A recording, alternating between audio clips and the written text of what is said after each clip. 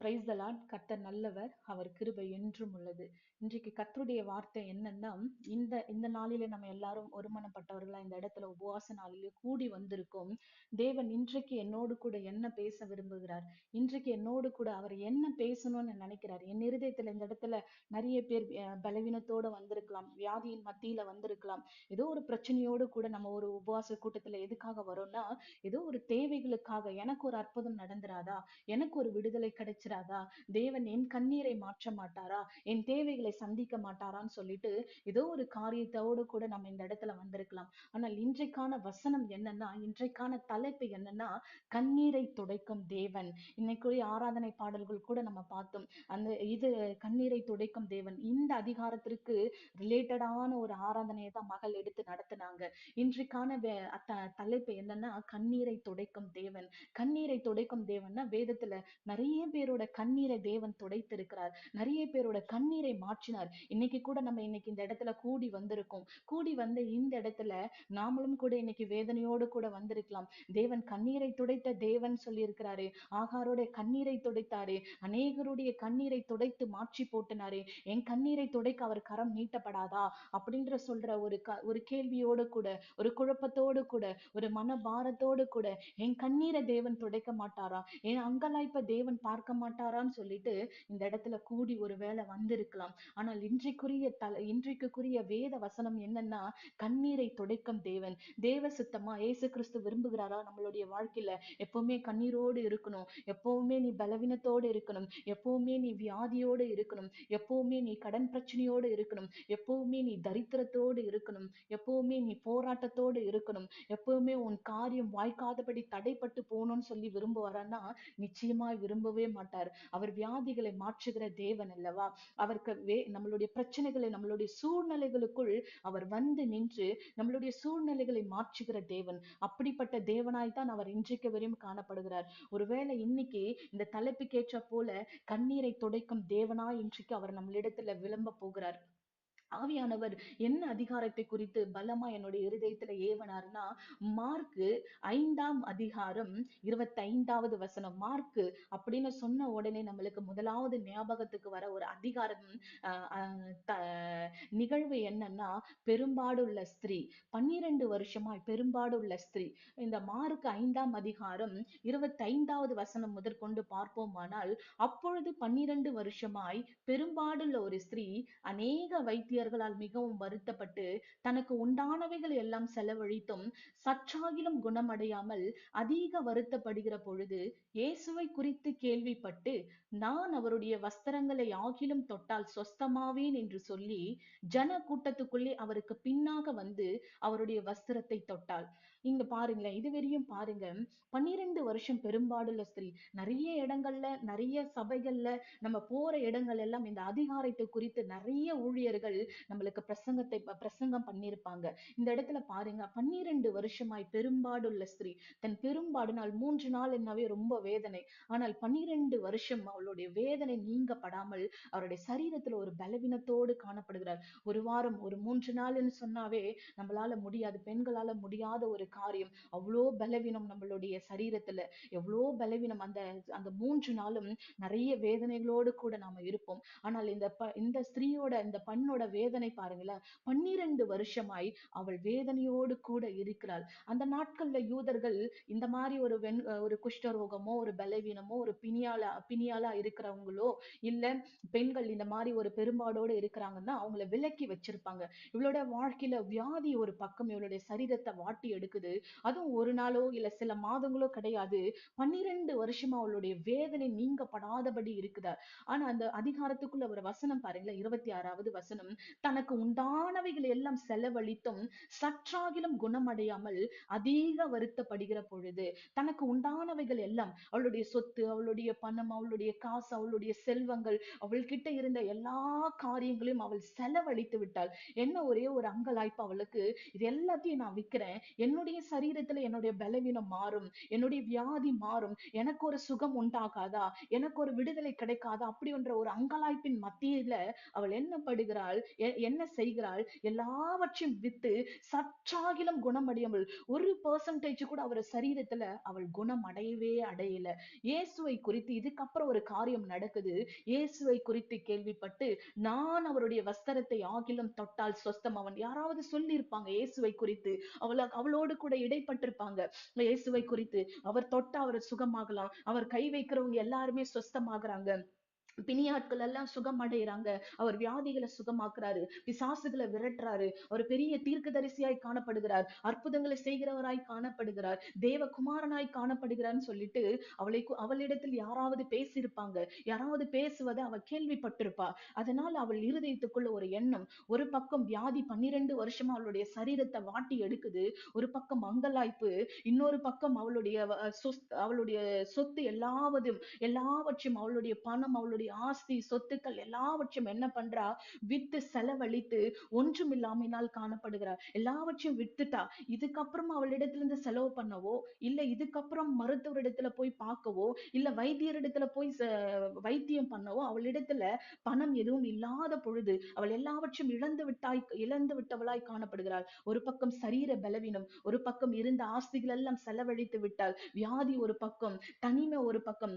அந்த நாட்கள்ல குடும்பத்துல கூட சேர்த்து வைக்க மாட்டாங்க, ஒதுக்கி அவளை தனியா தான் வச்சிருப்பாங்க. அவளுடைய அன்பு இருதயத்துல ஒரு ஏக்கம் அவளுடைய இருதயத்துல காணப்படுது. ஒரு பக்கம் பலவீனத்தின் மத்தியில வேதனை, ஒரு பக்கம் எல்லாவற்றையும் வித்து விட்ட ஒரு பக்கம் சோர்வு, எல்லா சொத்தையும் நான் வித்துட்டனே, என்கிட்ட இருக்கிற பணங்கள் எல்லாவற்றையும் நான் செலவழித்துட்டனே, என்கிட்ட இருக்கிற ஆஸ்திகள் எல்லாவற்றையும் செலவழித்து விட்டனே, இது எல்லாத்தையும் வித்துட்டு கூட எனக்கு ஒரு சரீர பலன் கிடைக்கலையே, என்னுடைய கொஞ்சம் கூட என்னுடைய சரீரத்துல ஒரு முன்னேற்றமும் காணப்படலையேன்னு சொல்லிட்டு அவளுக்கு சோர்வு ஒரு பக்கம். ஏன்னா நிறைய வைத்தியர்கள் அவளை பார்த்துட்டா, நிறைய மருத்துவர்களிடத்தில் அவள் சென்று விட்டாள், ஒரு சற்றாகிலும் அவள் குணப்பட விடையில. இதனால அவளுக்கு ஒரு பக்கம் சோர்வு, ஒரு பக்கம், இன்னொரு பக்கம் அவளை ஒதுக்கி வைத்திருக்கிற ஒரு நிலைமை. அவள் அனாதையாக்கப்பட்டவளாய் காணப்படுகிறாள். அவளுக்கு அன்பு கிடையாது, யாரும் அவரிடத்தில் போய் விசாரிக்க போகிறது இல்லை. ஏன்னா அவள் 12 வருஷமா பெரும்பாடோடு கூட காணப்படுறா. அவளை ஒதுக்கி வச்சிருக்கிறாங்க, அந்த குடும்பத்தில இருந்தோ இல்ல அவளுடைய அந்த தெருவுல இருந்தோ, அவள் வசிக்கிற அந்த இடத்துல இருந்து அவளை ஒதுக்கி வச்சிருக்கிறாங்க. யாரையும் அவ பார்க்க முடியாது, எந்த ஆண்களையும் பார்க்க முடியாது. அப்படி பார்த்தா தீட்டுன்னு சொல்லிட்டு யூதர்கள் அடிச்சு கொன்னுடுவாங்க ஒரு பக்கம். இது எல்லாம் ஒரு பக்கம், அங்கலாய்ப்பு ஒரு பக்கம், அன்பில்லாத ஒரு பக்கம், விசாரிப்பு இல்லாதது ஒரு பக்கம். மகளே, உனக்கு என்ன நடக்குதுன்னு கேட்கறதுக்கு ஒரு இல்ல, யாரும் கனிவா பேசுற அளவுக்கு அவளிடத்தில் வார்த்தைகள் இல்ல. யாரும் அந்த 12 வருஷம் அவளிடத்துல கனிவா பேசியிருக்க மாட்டாங்க. நீ சாப்பிட்டியான்னு கேட்டிருக்க மாட்டாங்க, உன்னுடைய வேதனை எப்படிப்பட்டதாய் காணப்படுதுன்னு கேள்விப்பட்டிருக்க மாட்டாங்க. அவளுக்கு இருதயத்துல தனிமை ஒரு பக்கம், வியாதி ஒரு பக்கம், குணமாவலியேன்ற அங்கலாய்ப்பு ஒரு பக்கம். இன்னும் எத்தனை நாளைக்கு இந்த பிரச்சனையோடு கூட, இந்த சரீரத்துல இந்த வேதனையோடு கூட நான் வாழ போறேன்னு தெரியல. இந்த தெரியாத ஒரு சூழ்நிலை, எல்லா பக்கமும் அவளுக்கு கதவு அடைக்கப்பட்ட ஒரு சூழ்நிலையில அவள் அன்புக்காக ஏங்கி தவித்து, தன்னுடைய தனிமையில, தன்னுடைய பலவீனத்துல, தன்னுடைய அங்கலாய்ப்புல அவள் தனிமையாக்கப்பட்டவளாய், அவள் அனாதையாக்கப்பட்டவளாய், தனித்து நின்று வெறுமையாக்கப்பட்டவளாய் காணப்படுறா. அவளிடத்தில் எல்லாத்தையும் இழந்துட்டா. சரீர பலன் கிடையாது, செலவு பண்ண மருத்துவ வசதி கிடையாது, இதுக்கப்புறம் செலவு பண்ண தன்னிடத்தில் ஆஸ்தியோ சொத்தோ கிடையாது, அன்பு கிடையாது. இனி உனக்கு என்ன நடக்குது, உன் சரீரத்துல இவ்வளவு வேதனையோட கூட இருக்கலாம் மகளே, நீ வேதனைப்படாத, உன்னுடைய பலவீனம் மாறும் சொல்லிட்டு அவளிடத்தில் கனிவா பேசுற வார்த்தைகள் யாரும் இல்ல அவளுக்கு. ஒரு பக்கம் மங்கலாய்ப்பு, தன்னுடைய வாழ்க்கையில எல்லா பக்கத்திலும் கதவு அடைக்கப்பட்டவளாய், தனிமையாக்கப்பட்டவளாய், வெறுமையாக்கப்பட்டவளாய், அனாதையாக்கப்பட்டவளாய் காணப்படுகிறாள் இவள். இயேசுவை குறித்து 27வது அதிகாரம் சொல்லுது, இயேசுவை குறித்து கேள்விப்பட்டு நான் அவருடைய வஸ்திரங்களை ஆகிலும் தொட்டால் சொஸ்தமாவேன் என்று சொல்லி ஜன கூட்டத்திலே அவருக்கு பின்னாக வந்து அவருடைய வஸ்திரத்தை தொட்டாள். உடனே அவளுடைய உதிரத்தின் ஊரல் நின்று போயிட்டு அந்த வேதனை நீங்கி ஆரோக்கியம் அடைந்ததை அவள் தன் சரீரத்தில் உணர்ந்தாள். உடனே இயேசு தம்மிடத்திலிருந்து வல்லமை புறப்பட்டதை தமக்குள் அறிந்து ஜன கூட்டத்துக்குள்ளே திரும்பி தன் வஸ்திரத்தை தொட்டது யார் என்று கேட்டார். அவருடைய சீஷர்கள் அவரை நோக்கி, திரளான ஜனங்கள் உம்மை நெருக்கிக் கொண்டிருக்கிறதை நீர் கண்டு என்னை தொட்டது யார் என்று கேட்கிறீரே என்றார்கள். இதை செய்தவளை காணும்படி அவர் சுற்றிலும் பார்த்தார். தன்னிடத்தில் சம்பவத்தை அறிந்த அந்த ஸ்திரீயானவள் பயந்து நடுங்கி அவருக்கு முன்பாக வந்து விழுந்து உண்மையெல்லாம் அவருக்கு சொன்னாள். அதுக்கு அவர் அவளை பார்த்து 24வது வசனத்தை நல்லா கவனித்து பாருங்க. அவர் அவளை பார்த்து, மகளே, உன் விசுவாசம் உன்னை ரட்சித்தது, நீ சமாதானத்தோடு போய் உன் வேதனை நீங்க சுகமாயிரு என்றார். இந்த இடத்துல பாருங்க, அவளுடைய வேதனை, அங்கலாய்ப்பு, தன்னுடைய பலன், இயலாமை ஒரு பக்கம், யார் என்ன பண்ணிடுவாங்களோ அந்த கூட்டத்துக்குள்ள ஒரு பயத்தோடு கூட போறா. அவர் மறைந்து தன்னுடைய முகத்தை மறைக்கிறார். யாருக்கும் தன்னுடைய முகத்தை கூட, தான் யார் என்பதனுடைய அடையாளத்தை அவள் அழித்து மறைத்து தன்னை வெளிப்படுத்தி கொள்ளாதபடி தன் முகத்தை சுற்றிலும் அவள் போர்த்தி கொண்டவளா என்ன பண்றா, பின்தொடர்ந்து போகிறாள். யாருக்கு பின்பாக பின்தொடர்ந்து போகிறாள்? இயேசுவுக்கு பின்பாக பின்தொடர்ந்து போகிறாள். நான் இவருடைய வஸ்திரத்தை அல்ல, இவருடைய சரீரத்தை அல்ல, அவருடைய கரங்களை அல்ல, அவர் கரத்தை வைத்தவுடன் எனக்கு ஒரு அற்புதம் நடக்கும்னு சொல்லிட்டு அந்த எதிர்பார்ப்போடு கூட அவள் போகிற எதிர்பார்ப்பு, அவளுடைய வஸ்திரத்தின் ஓரத்தை, அந்த ஓரத்துல ஒரு நுனி, அந்த ஓரத்துல அந்த வஸ்திரத்திலிருந்து ஒரு நூல் தொங்குதல்லவா, அந்த நூலை தொட்டாகிலும் நான் சொஸ்தமாவேன் என்ற விசுவாசத்தோடு கூட அவள் புறப்பட்டு போகிறாள். அவள் தொட்ட மாத்திரத்தில் தன்னுடைய சரீரத்துல நடந்த அந்த பிரச்சனை, அந்த வேதனை நீங்கியது. அந்த ஊதறல் அவளுக்கு, அந்த ஊரல் நின்றவுடன் அவளுக்குள் அற்புதம் நடந்தது. அவள் உணர்கிறாள். உணர்ந்த மாத்திரத்தில் இயேசு அவளை பார்த்து மகளே என்று அழைக்கிறார். முதலாவது வார்த்தை, யார் என்னிடத்திலிருந்து வல்லமை புறப்பட்டது? இத்தனை கூட்டம் சீஷர்கள், பேதுருவோடு கூட இந்த சீஷர்கள் கேட்கிறாங்க, இவ்வளோ பேர் பின்தொடர்ந்து வராங்களே, உங்களை யார் தொட்டது நீங்க எப்படி சொல்ல முடியும்? அவளுடைய விசுவாசம் அந்த இடத்துல கிரிய பண்ணுது. ரெண்டாவது காரியம், இவ்வளோ பேர் உங்களை பின்தொடரும் போது யார் தொட்டதுன்னு கேட்டா நாங்க யார சொல்ல முடியும்னு சொல்லி கேட்கிறாங்க. ஆனால் அவள் மகளே, அந்த இடத்துல 34வது வசனம் சொல்லுது, அவர் அவளை பார்த்து மகளே என்று, தகப்பன் அன்புக்காக அவள் ஏங்கி இருப்பாள். அந்த நாட்கள்ல தகப்பன் கூட ஒதுக்கி வைக்கிற நாட்கள், யாருடைய எந்த ஒரு ஆணோட அன்பும் அவளுக்கு கிடைக்காத நாட்கள், யாரும் கனிவா பேசிடாத ஒரு வார்த்தைகள். முதலாவது அவர் பார்த்து முதல்ல கேட்ட வார்த்தை மகளே என்று கூப்பிடுறாள். அந்த உறவை அவர் உருவாக்குகிறார். மகளே, மகளேன்னு கூப்பிடுற உறவு, தகப்பனுடைய அன்பு. முதலாவது அவளுக்கு அற்புதம் நடந்துருச்சு. அவளுக்கு அவரிடத்திலிருந்து வல்லமை புறப்பட்டு போனது. அவருக்கு தெரியும் தன் சரீரத்தை தொட்டது யாருன்னு. ஆனா அவளை பார்த்து அவர் கேட்கிற வார்த்தை முதலாவது மகளே. தகப்பனுடைய அன்பை முதலாவது வெளிப்படுத்துகிறாள். எந்த ஆணும் அவளை மகளே இந்த 12 வருஷம் அவளை கூப்பிட்டு இருக்க மாட்டாங்க. ஏன்னா அவள் தான் தீட்டாயிடுச்சு, அவளை ஒதுக்கி வச்சிருப்பாங்களே. ஆனால் இயேசு கிறிஸ்து அவளை பார்த்து அழைத்த முதல் வார்த்தை மகளே, உன் விசுவாசம் உன்னை ரட்சித்தது. நீ எதற்காக என்னை பின்தொடர்ந்து வந்து என்னுடைய வஸ்திரத்தின் ஓரத்தை தொட்டையோ, அந்த விசுவாசம் தான் என்னிடத்திலிருந்து வல்லமை புறப்பட்டது. எப்படி புறப்பட்டது என்றால், உன் விசுவாசத்தின் நிமித்தம் என் சரீரத்திலிருந்து ஒரு வல்லமை புறப்பட்டு உன்னை சுகப்படுத்தியது. ஆனால் அடுத்த வார்த்தை, அவர் கூப்பிட்ட முதல் வார்த்தை மகளே என்ற வார்த்தை. இன்றைக்கு கூட ஒருவேளை நம்ம பலவீனத்தின் மத்தியில, சோர்வுகள் மத்தியில, நான் இவ்வளோ செலவு பண்ணிட்டேனே, இவ்வளோ என் வாழ்க்கையில நான் பணம் செலவு பண்ணிருக்கேன், எல்லா இடத்துக்கும் நான் போயிருக்கேன், எனக்கு ஒரு அற்புதம் நடக்கலையே, என்னுடைய வாழ்க்கையில ஒரு பலன், ஒரு சுகத்தை என்னால பார்க்க முடியலையே, இந்த பிரச்சனையோடு கூட நான் போராடிக்கிட்டு இருக்கிறேன்னு சொல்லிட்டு ஒருவேளை இன்றைக்கு நீங்கள் வேதனையோடு கூட இருக்கலாம். ஒருவேளை கேட்டு கொண்டிருக்கிறவங்க, என் கண்ணீரை யார் துடைப்பாங்கன்னு சொல்லிட்டு அங்கலாய்ப்போடு கூட இருக்கலாம். என் வேதனை யார் கேட்பாங்கன்னு சொல்லிட்டு இருதயத்துக்குள்ள அங்கலாய்ப்போடு கூட இருக்கலாம். ஆனால் இயேசு கிறிஸ்து என்ற ஒருவர் இருக்கிறார். நம்மளுடைய அங்கலாய்ப்பை கேட்கிற தேவன், நம்மளுடைய கண்ணீரை துடைக்கிற தேவன், நம்மளுடைய வேதனைகளை விசாரிக்கிற தேவன், அவர் நம்மளோடு கூட இருக்கிறார். அன்றைக்கு இந்த பெரும்பாடுள்ள ஸ்திரீயை பார்த்து கேட்ட முதல் வார்த்தை மகளே என்ற அன்பான வார்த்தை. அவரிடத்திலிருந்து இரண்டாவது புறப்பட்ட, அவர் வாயிலிருந்து புறப்பட்ட முதல் வார்த்தை மகளே. தகப்பனா இருக்கிறேன், நான் உனக்காக இருக்கிறேன். இந்த தகப்பனுடைய அன்பை அவர் வெளிப்படுத்துறாள். அவளுடைய அங்கலாய்ப்பு 12 வருஷம், அவளுடைய சரீரத்தில் பலவீனம் ஒரு பக்கம், ஆறுதலான வார்த்தை இல்லாத ஒரு பக்கம், அவருடைய இருதயம் அங்கலாய்த்து கொண்டு இருக்குது. எனக்கு இந்த வேதனை நீங்காதா? எனக்கு இந்த பிரச்சனை மாறாதா? என் சரீரத்தில் இருக்கிற அந்த பலவீனம் மாறாதா? ஆறுதலான வார்த்தை இல்லையே, யாரையும் நான் ஆறுதல் படுத்தலையே. இன்றைக்கு ஒருவேளை நீங்க கேட்டுக்கொண்டிருக்கிறவங்க கேட்கலாம், எனக்கு ஆறுதல் படுத்த யாருமே இல்ல, என்னை விசாரிக்க யாருமே இல்ல, என் பலவீனத்தின் மத்தியில நீ சாப்பிட்டியான்னு கேட்க கூட எனக்கு யாருமே இல்லையே. உனக்கு இந்த பிரச்சனையோடு கூட இருக்கிற, உன் பிரச்சனை மாறும் மகளே, உன் பிரச்சனை மாறும் மகனே, நான் உன் கூட இருக்கிறேன், இதெல்லாம் மாறும், எல்லாம் ஆல்ரைட், எல்லாமே சரியாகும் சொல்ல கூட யாருமே இல்லாம தனிமையில இருக்கனே. ஒருவேளை பெரும்பாடுள்ள ஸ்திரீயை போல நான் தனிமையில இருக்கிறேன், நான் வேதனையில இருக்கிறேன், நான் பிரச்சனையோடு கூட இருக்கிறேன், என்னை விசாரிக்க யாருமே இல்லைன்னு சொல்லி நம்ம ஒருவேளை இருதயத்தில் அங்கலாய்த்து கொண்டிருக்கலாம். ஆனால் இயேசு கிறிஸ்து பெரும்பாடுள்ள ஸ்திரீயை பார்த்து முதல்ல கேட்ட வார்த்தை, மகளே உன் விசுவாசம் உன்னை ரட்சித்தது. மகளே என்று கூப்பிடுறாரு. இன்றைக்கும் இயேசு கிறிஸ்து கூப்பிடுற முதல் வார்த்தை மகளே. மகளே, நான் உன் கண்ணீரை துடைக்கிற மகளே, நீ வேதனையோடு கூட இருக்கிறல்ல, நீ பிரச்சனையோடு கூட இருக்கிறல்ல, இந்த பிரச்சனை எப்போ மாறும், என் சூழ்நிலை எப்படி மாறும், என் வாழ்க்கையில இருக்கிற இந்த அங்கலாய்ப்பை யார் விசாரிப்பாங்கன்னு சொல்லி ஒருவேளை இருதயத்துல நீ அங்கலாய்த்து கொண்டிருக்கிறல்ல, நீ தனிமையில கண்ணீர் வடித்து கொண்டிருக்கல. இத்தனை என் வாழ்க்கையில பிரச்சனைக்கு மேல பிரச்சனை, ஒரு பிரச்சனை முடிஞ்ச உடனே அடுத்த பிரச்சனை, அடுத்த பிரச்சனை முடிஞ்ச உடனே அடுத்த பிரச்சனைன்னு என் வாழ்க்கையில பிரச்சனைகளாகவே இருக்குதே. என் கண்ணீர் எப்போ மாறும், யாரிடத்துல நான் போய் சொல்றது, யார்கிட்ட என் பிரச்சனையை சொல்றது, யாரிடத்துல என் வேதனையை நான் பகிர்ந்து கொள்றது.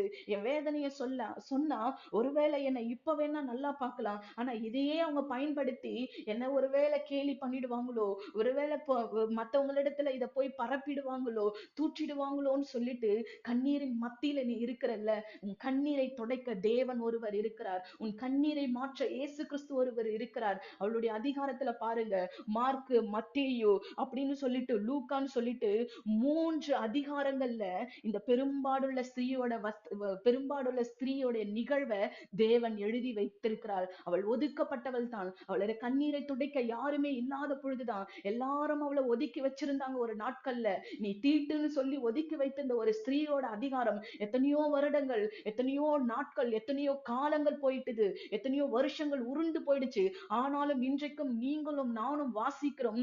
3 அதிகாரத்துல பரிசுத்த ஆவியானோருடைய வல்லமையோட கூட எழுதப்பட்டிருக்கு. இந்த பெரும்பாடுள்ள ஸ்திரீயை பற்றி 3 அதிகாரங்களை எழுதப்பட்டிருக்கு.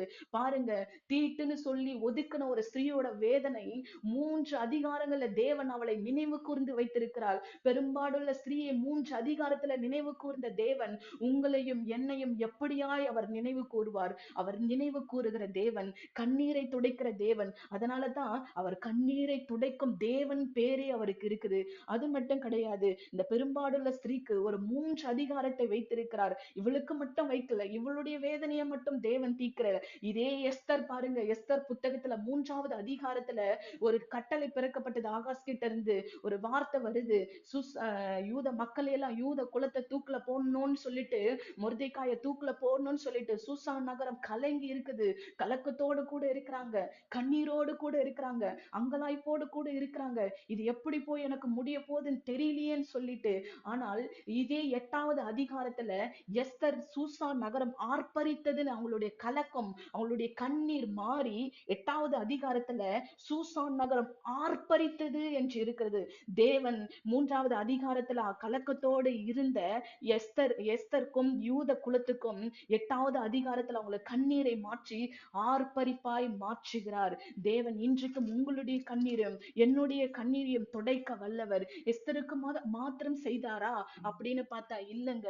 ரூத் 1ஆம் அதிகாரம், இது நமக்கு கேள்வி, நம்ம நிறைய முறை படிச்சிருப்போம். நகோமியும் அவளோடு கூட சேர்ந்த ரூத்தும் அவளுடைய மருமகளை குறித்தும் ரூத் 1ஆம் அதிகாரம் 5வது வசனத்துல இருக்கு.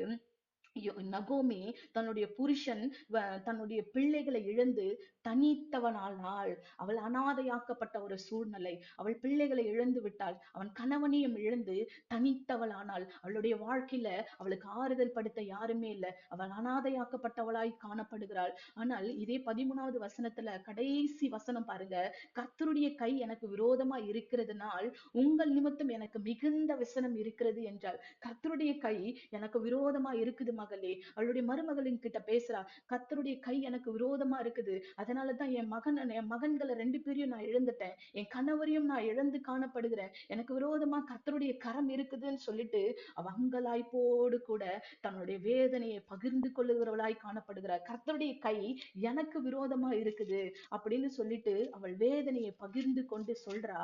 ஆனால் இதே ரூத் 4வது அதிகாரத்துல வசனம் காணப்படுகிறது. 14வது வசனம் ஆஹ் என்ன வசனம் சொல்லுது?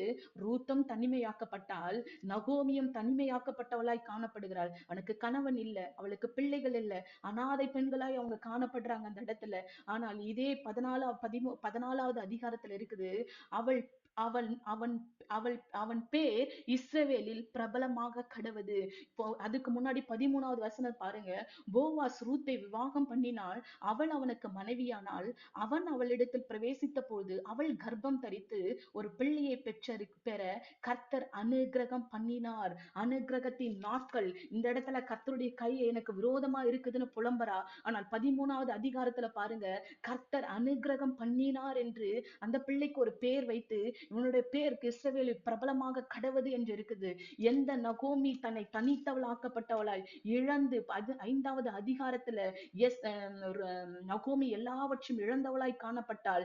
13வது அதிகாரத்துல கர்த்தருடைய கரம் எனக்கு விரோதமா இருக்கிறது என்று சொன்னாள். ஆனால் இதே 4வது அதிகாரம் 16வது வசனம் சொல்லுது, நகோமி அந்த பிள்ளைகளை எடுத்து தன் மடியிலே வைத்து அதை வளர்க்கிற தாயானாள். பாருங்க, ஒண்ணுமே இல்ல, கணவனை இழந்துட்டா, பிள்ளைங்களை இழந்துட்டா, எதுவுமே தன்னுடைய வாழ்க்கையில இல்ல, ரூத்துக்கு இல்ல, தன்னை நம்பி வந்த மருமகளும் அனாதையாக்கப்பட்டவளாய் காணப்படுறா இந்த 1வது அதிகாரத்துல. ஆனால் இதே 4வது அதிகாரத்துல அவள் விவாகம் பண்ணி அவள் ஒரு குமாரனை பெற்றெடுத்தாள். அந்த குமாரனுடைய பேர் இஸ்ரவேலில் பிரபலமாக கடவுதுன்னு வச்சாங்க. ஆனா இதே 16வது அதிகாரத்துல அவள் வளர்க்கிற தாயானாள். பிள்ளைகளே இல்லாதவள், அனாதையாக்கப்பட்டவள். ஆனால் தேவன் சூழ்நிலையில எப்படி மாற்றி அவளுடைய கண்ணீரை துடைக்கிறார் பாருங்க. 16வது அதிகாரத்துல அவள் தாயானாளுங்க.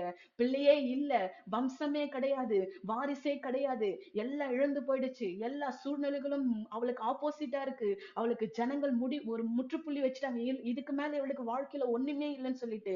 ஆனால் தேவன் அவள் கண்ணீரை கண்ட தேவன் 16வது அதிகாரத்துல அவள் தாயானாள் என்று வசனம் இருக்கிறது.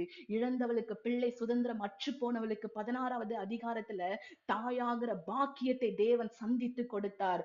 மார்க்ல அவளை குறித்து கேள்விப்படுறோம். எல்லாம் இழந்து தன்னுடைய தீட்டுன்னு சொல்லி ஒதுக்கி வைத்தவள் 3 அதிகாரத்துல நினைவு கூறப்பட்டாள். மார்க், மத்தேயு, லூக்கான்னு சொல்லி 3 அதிகாரத்திலும் தேவன் அவளை நினைவு கூர்ந்து வைக்கப்பட்டிருந்தாள். அவளுக்காக 3 அதிகாரத்தை தேவன் ஒதுக்கி வைத்திருந்தாள். ரூத் 1வது அதிகாரத்துல அவள் எல்லாவற்றையும் இழந்தவளாய் காணப்பட்டாள். ஆனால் இதே 4வது அதிகாரத்துல அவள் தாயாகிற ஸ்லாக்கியத்தை தேவன் சந்தித்து கொடுத்தார். இது மட்டும் கிடையாதுங்க. யோபு பாருங்க, யோபு 3வது அதிகாரத்துல புலம்பி அழறாரு, கண்ணீர் விட்டு அழறாரு. கண்ணீருனால எல்லாத்தையும் சொல்றாரு. நான் உருவாகாம இருந்தா நல்லா இருக்குமே, நான் உருவாகின நாள் சபிக்கப்பட்டு போயிருந்தா நல்லா இருக்குமேன்னு சொல்லிட்டு. ஆனால் 42வது அதிகாரத்துல யோபு 2வது வசனம் சொல்லுது, தேவரே நீர் சகலத்தையும் செய்ய வல்லவர், நீர் செய்ய நினைத்தது தடைபடாது என்பதை அறிந்திருக்கிறேன். யோபுக்கு தெரியாது எனக்கு ஒரு 42வது அதிகாரத்தை கர்த்தர் எழுதி வைத்திருக்கிறாருன்னு. நகோமிக்கும் ரூத்துக்கும் தெரியாது தேவன் எனக்கு ஒரு 4வது அதிகாரத்தை வைத்திருக்கிறார்னு.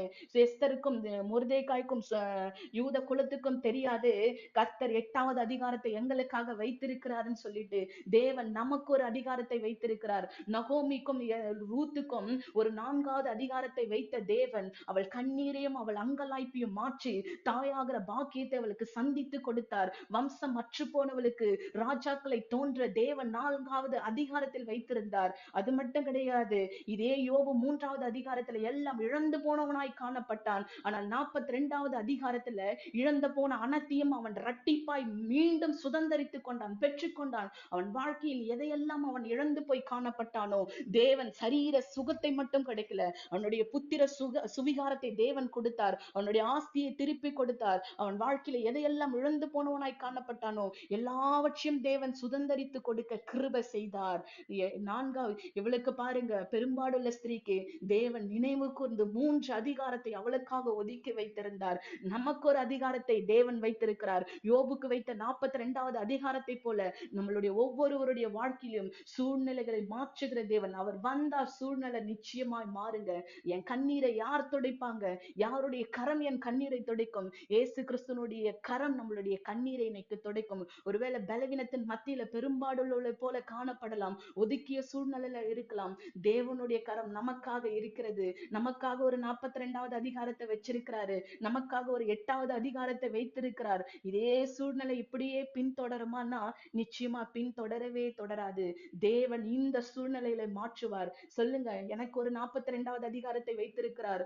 ரூத்துக்கும் நகோமிக்கும் ஒரு 4வது அதிகாரத்தை வைத்திருந்தார். எனக்கு ஒரு 4வது அதிகாரத்தை வைத்திருக்கிறார்.